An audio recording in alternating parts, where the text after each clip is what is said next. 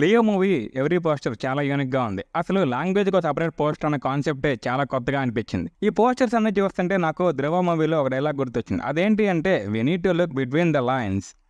So అలానే ఈ పోస్టర్స్ని డీటెయిల్గా చూస్తే ఎవ్రీ పోస్టర్ మీద ఒక యూనిక్ ట్యాగ్ లైన్ ఉంది.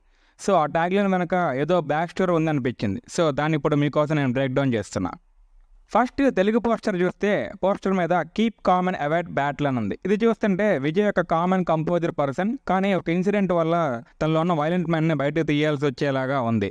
దాని సింబాలిక్గానే పోస్టర్లో ఒక సీరియస్ ఫేస్తో విజయ్ని పోర్ట్రేట్ చేశారు. సో తమిళ పోస్టర్ మీద keep common prepare for the battle అని ఉంది.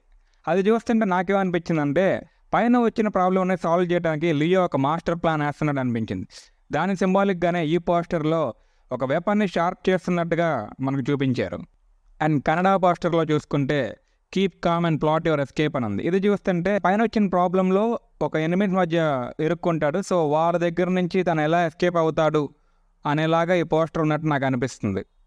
అండ్ ఫైనల్గా హిందీ పోస్టర్ చూసుకుంటే keep com and face the devil అని ఉంది. అది చూస్తుంటే ఇప్పటివరకు తన లోపల వైలెంట్ మ్యాన్ని బయటకు తీసి యాక్షన్లోకి వచ్చినట్టు కనిపిస్తుంది.